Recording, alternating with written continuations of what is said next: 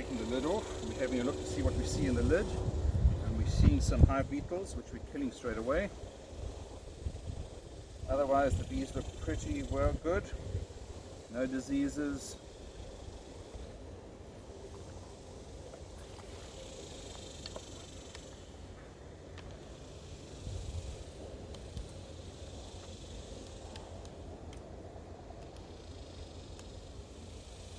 Right, that looks good. No hive beetles? Lots of hive beetles, I'm afraid.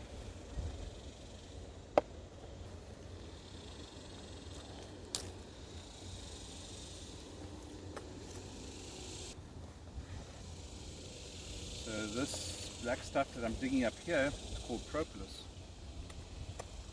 And what does it do? Very simply, it's bee medication. It's the bee medicine, and what the bees use to control unwanted microbes in the hive. And so they create this mixed up from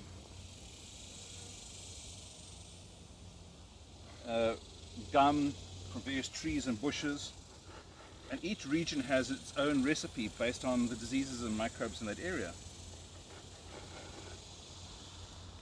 And so what I do with this is I will use this to create a medication for humans, which actually enhances their immune system and helps fight certain diseases, particularly respiratory diseases. It would be very good for someone with a compromised immune system. Oh, absolutely, yes. And my mentor is one of those people that has a compromised immune system. You know, I do as well. And the doctors basically said, you know, you've got to look after yourself, stay indoors, go to a nursing home because you're not going to survive because your immune system's compromised. Right. She's a fighter, and she turned around to me and she said, I will solve that problem. And she makes her own capsules of this propolis, and she takes one every day. And that was nearly 10 years ago. She's still alive, still outside, Wonderful. Still working. I use moringa, but I still have issues. Yeah.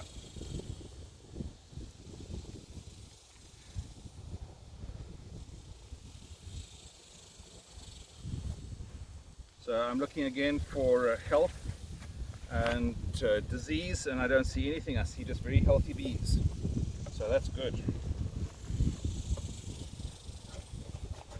They seem fairly docile right now. They are, which is nice. So let's not tempt fate. Well, this hive has been historically rather docile. Yes. Well, the hive we made this out of was very docile. It was what? I'm sorry, I didn't hear you. The hive that we made this one out of was very docile.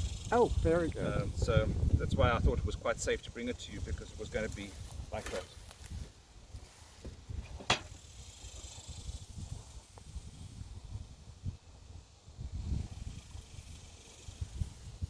So I'm just cleaning off some of the comb at the top here, what we refer to as burr comb.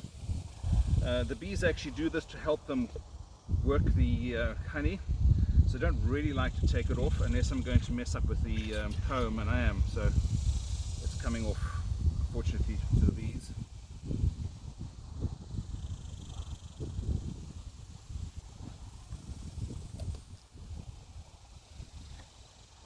Alright, so the biggest problem with beekeeping is rolling the queen, destroying the queen when you're working in the hive. And so I like to always create some space so that I don't do that. And in my top containers we've all got the feeder. So I take the feeder out, and that provides me with a lot of space. Yeah, and they're also building onto the feeder, They are. which tells me they're pretty crowded in there. That's right.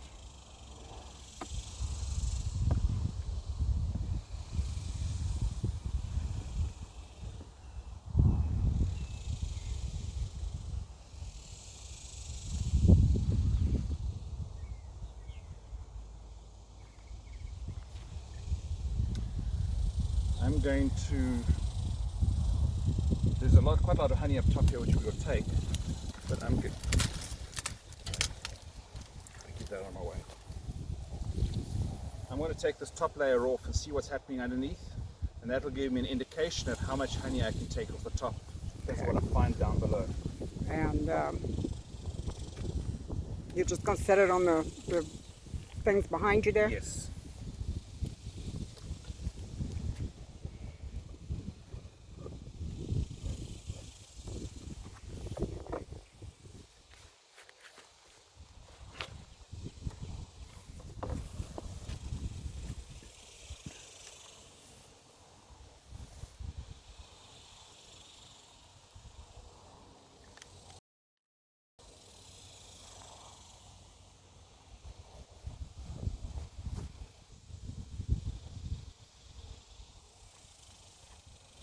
All right, I see a lot of honey down the bottom there too. So that's good. So we'll leave the bottom one alone and just remove from that second story? I'm going to remove from this level. We've got 1, 2, 3, 4, 5, 6, 7, 8, 9. So I'm going to remove 6 frames out of here and spin out the honey. And then what I'll do is this bottom box, we're going to take every second one out and swap it with every second one Do in the that box. checkerboarding. Checkerboarding, exactly. That's what we're going to do. All right, so what I now need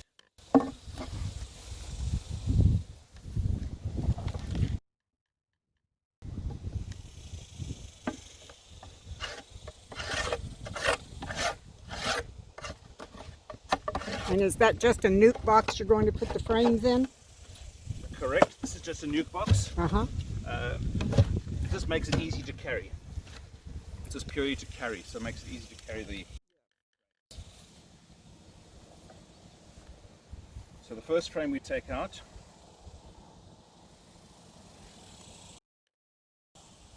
Whoa, that's full. Full of honey. Yeah, And on this side as well. sure is. And it's got a little flower in it.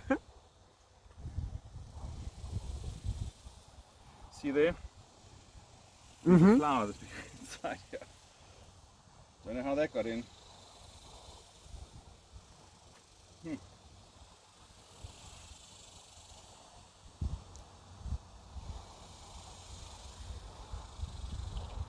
Now that's just a soft brush you're using to move them out of the way, right? That's right.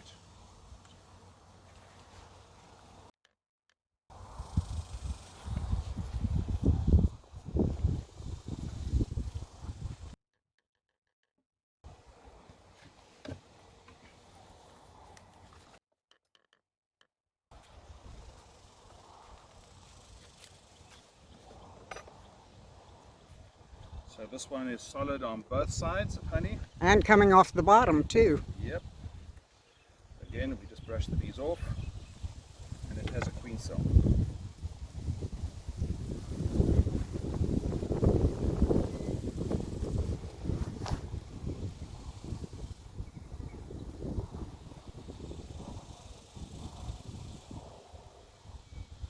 The queen cell has a larva in it. Oh dear. Too much larva to go on that one. So it's got a queen cell with a larva in it, so I'm not going to extract that because I don't want to destroy the queen cell. Right. The fact they've got a queen cell means one of two things: either that they are thinking of swarming and there's not enough bees for that, or their queen has failed. And so I'm assuming that the queen has failed in here. I thought it could mean that they were getting crowded and they were getting ready to swarm and they were making a new queen to leave behind. That's right, yes, normally. But there's not enough bees here for that to be the case. Oh, okay.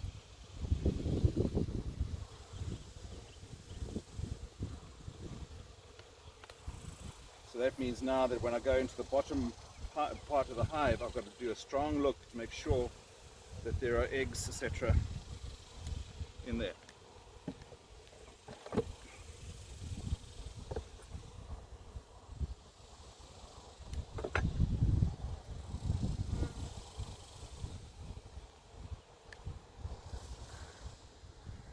Yep, there's another queen cell. The queen is finished. Is it unusual to have that many queen cells? No, normally they will make 5 or 6 queen cells, just in case one of them doesn't survive. Yeah, okay. Can you move a frame that has a queen cell into a different box and build around it Yes. to prepare for another colony? Yes, I can. Here's another queen cell. Ah.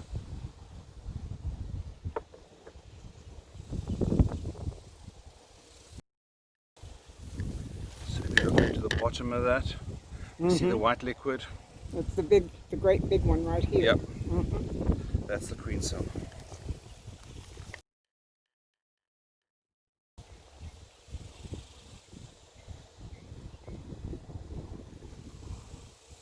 So if they have queen cells, it's better to leave them in the hive and not extract anything.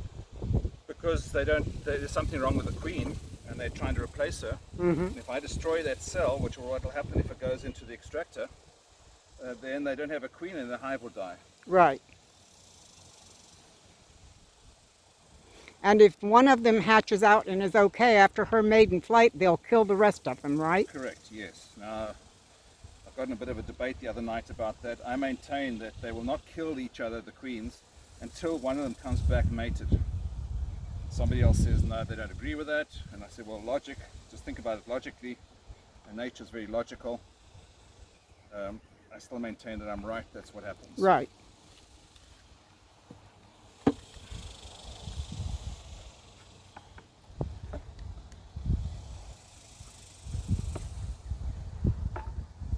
To me, it just makes sense that they wouldn't want to destroy any of the rest until they knew for sure that they had one that's viable. Correct. And you know, we know that we lose a lot of queens when they go out mating. The birds get them, and so they don't come back. So if you kill off everything else and you've now got nothing, then the hive dies. Right.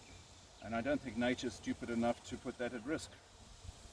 So that's why I think that I'm right.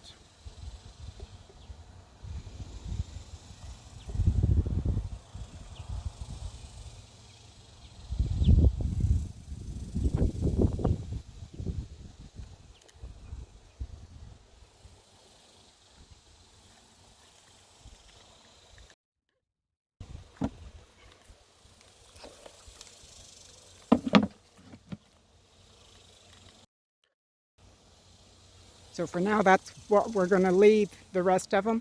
Yeah. I'm just checking the condition of these other frames. That one looks pretty full too. It is two full ones here.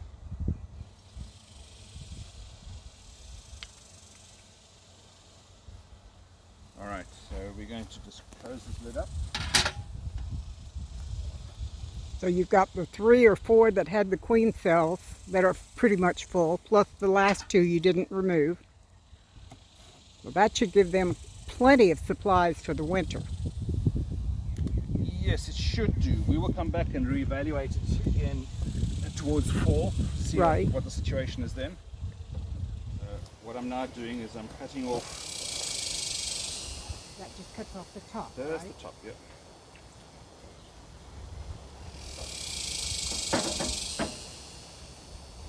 I've seen some people who take a big long butcher knife and cut off the top, and that always seems awfully difficult. This is a much better job, I think. I think so. This is why I'm using this. And it doesn't seem to cause as much damage to the comb itself. That's right, and that's the biggest thing. I don't want to do damage to the comb, so I want to reuse it for the bees. Right. That way they don't have to build a new comb. They can go in and just refill what they've already got Yep. and cap it. Right? That's right. Trying to learn.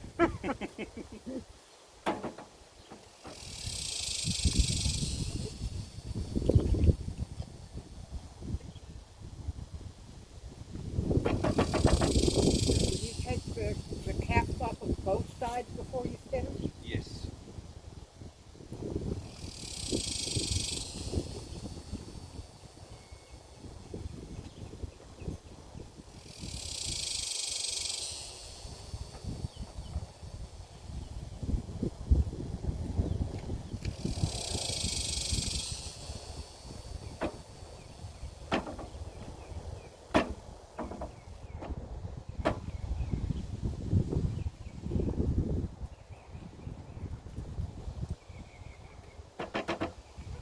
Is there a better time of day to stand and observe the hive? Is it better in the mornings or better in the evenings? Or Early in the morning. like right at dawn or? Yes, dawn to an hour after dawn is a good time, and then in the evening after 6 is a good time. So basically when they're home is the best time to do it. Yes, and they haven't quite got to the idea of where they're going or what they're going to do. Alright, so we've got that off. Let's put this in here.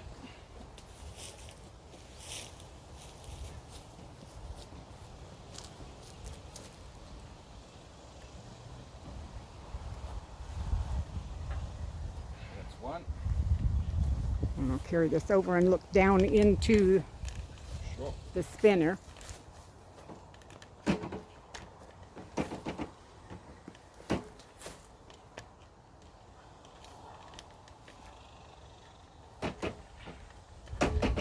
The frames actually go around like that, and centrifugal force swings them out. That's correct. Now put it back where you can get back to where you needed it to be.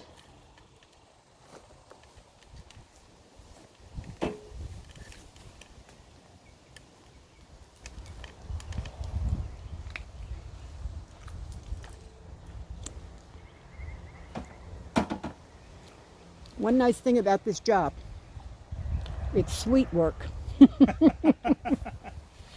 Yep.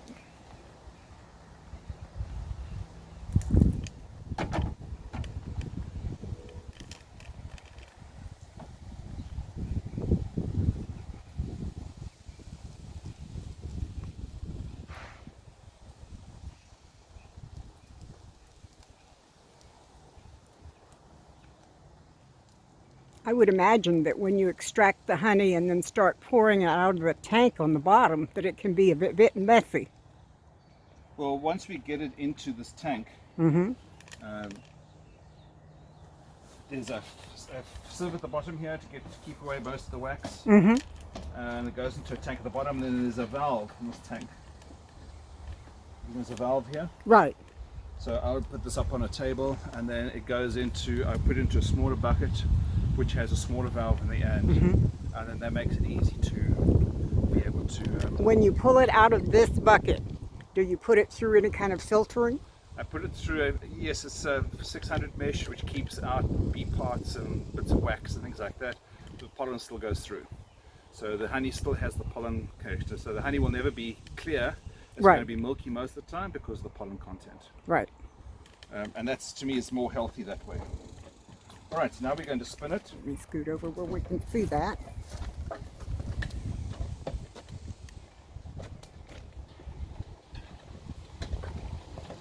And it just slings the honey out against the sides of that container, right? That's right.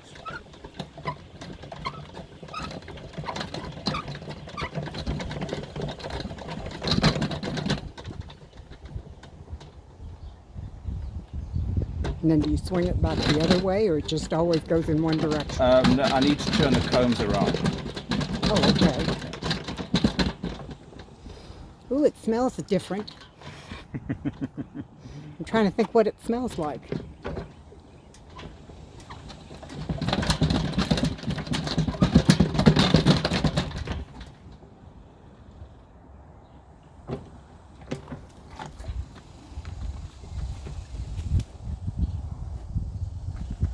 So the honey on this That side's side's empty. taken out. It's still in here. So we turn it around. Back in. It smells kind of fruity. Good. Means it's going to have a nice taste too. I thought since it was made from blossoms, it would smell more like flowery, but that definitely got a fruit smell, like pears or something. It often does take on the smell and the flavor of the blossoms that they're taking the honey from. Well, around here, that would make the, if we took honey in the right at the end of fall, that would give us the pear. No, I'm sorry. This would have pear because the pear blossoms are much earlier in the year. It takes them a long time to grow and ripen. And we've got 3 large trees on this property, and they were loaded with blossoms this year. Good. And it was during a time when there was not a whole lot of rain, Oh, So I'm excellent. sure the bees were out hitting the trees. Yeah.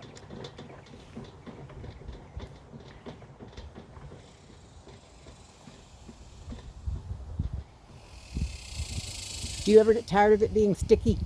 Yes. I love getting home and keep washing up. And I feel how heavy that is. Oh, wow, that's like nothing. Nothing. That's amazing.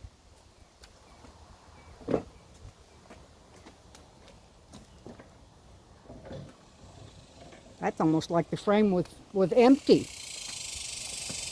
I've got about 70 to 80% of the honey has come out. Um, Well, if you kept spinning it longer, would it make more of the honey come out? Theoretically, yes. Practically, I'm not so sure. Because with the centrifugal force, the honey that can come out is going to come out very early on. Oh, okay. Whereas the more you spin it, you've got more chance of damaging the comb The comb itself, than yeah. actually getting a return for it. And that's one mistake a lot of beekeepers make, is they spin it too fast or too long. And so what happens then is that you get a damaged comb and you can't reuse it. It's a waste for everybody. Well, can you not take honey that's got pieces of comb and stuff and let it sit and it'll rise to the top? Will it rise to the top? The comb. Yeah, I'm thinking it should do, because comb wax should be lighter than honey is. That's what I was thinking. Yeah. So you would think it would rise to the top if you just let it sit. But then again, if you let it sit too long, the honey crystallizes. That's right, and if the comb has got any bacteria on it, the honey will ferment. Oh, yes.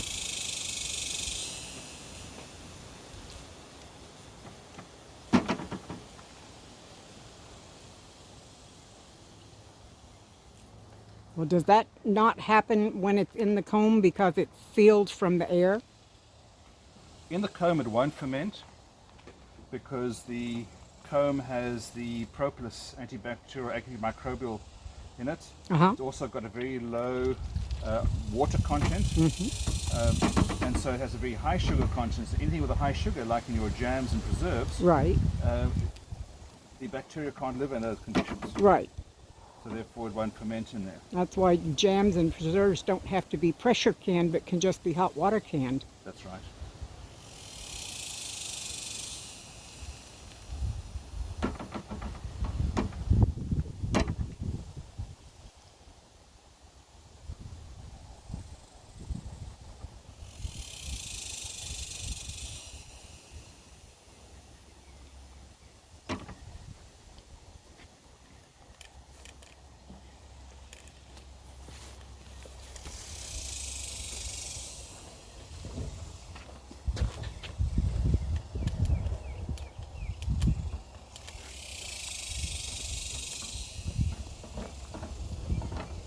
I'm hoping I'm not making my audience dizzy with my back and forth walking here.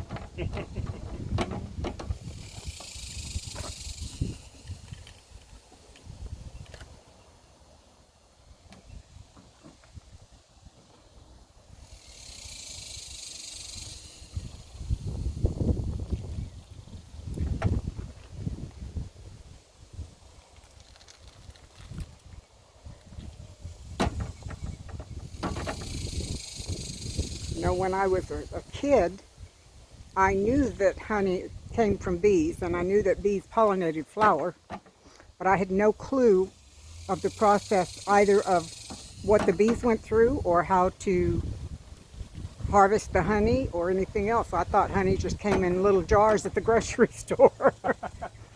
But I have, since joining the homesteading community, I have learned a great deal about bees, and there are a lot of homesteaders that are also beekeepers. Good.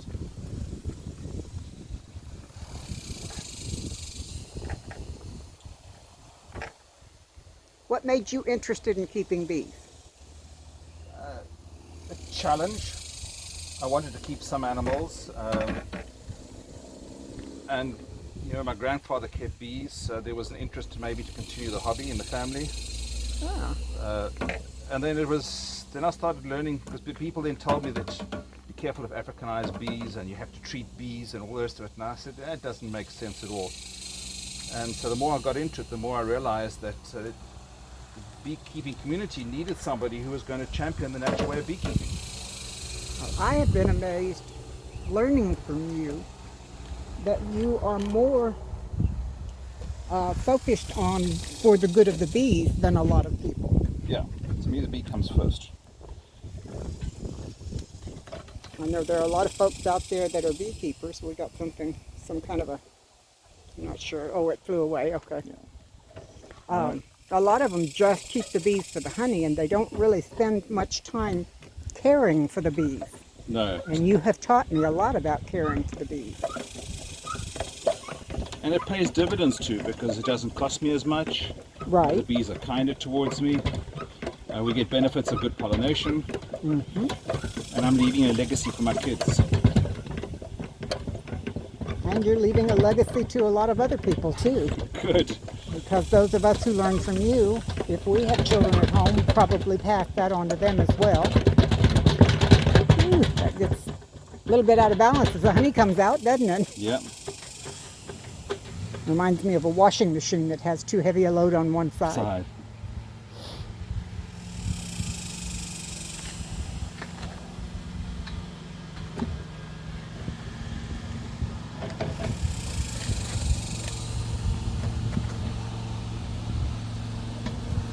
Now, why is it one side of that has a much lighter comb and apparently honey than the other side does?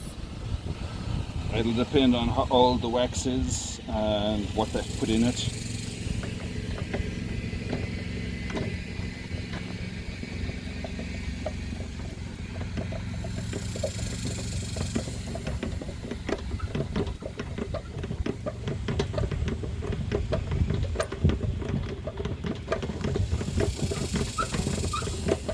How many hives do you have spread about on other people's land like this one?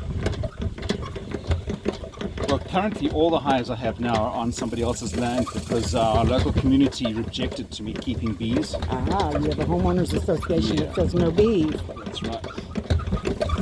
So all my hives are on farms or people's properties around San Antonio. 10 or 20 of them? I've got 46 hives. 76? 46. Oh, 46. Yeah. That's a huge amount of hives. And I imagine with the people calling you to come get bees out of their water meters and big trees and stuff like that, that probably is growing number. It is, but not all, particularly in the water meter, is clear. So that's old comb and that's new comb. Oh, okay. Sometimes they are too small to survive, which is how to combine them. Often that's the case. So of the ones I get, probably a third of them will end up becoming into a colony. Alright, so we'll let that settle. We've done this, now we can go back to the hive. Now, what are you going to do with that? So what I'm going to do with this, is this is going to go into that container, into the sieve. We'll do that later on. So the honey will come off the wax, and then the wax I'll melt and get back to the bees. And then the honey, some of it we will use, and some of it will be sold. Yeah. You say you give it back to the bees. So what How do you give it back to them? I give it back to the bees because if they don't have enough food for the winter, or if we're trying to promote a new queen in there, I'll give them some honey. And what I do is I put it, I can do it, either I dilute it. If it's a young queen and they don't have many resources, I will dilute it with water and put it in a feeder, like that black feeder in there. If they've got some established, like in winter, if they've got some honey in there, but I don't think enough, I'll take one of the frames, put it inside, and pour the honey back into the cells. And then give it back to them. And they will go ahead and then recap that. That's right.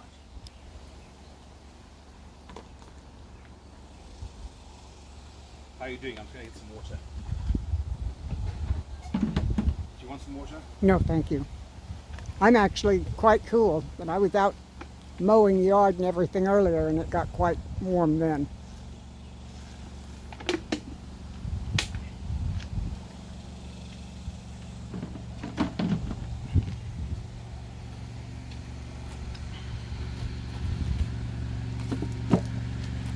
Okay, so what are we going to do next? Now we're going back to the hive, and we're going to Put the frames back? put these frames back in, and then we'll look at the bottom and we'll stagger the bottom and we'll see whether there are any eggs there and why they've got queen cells.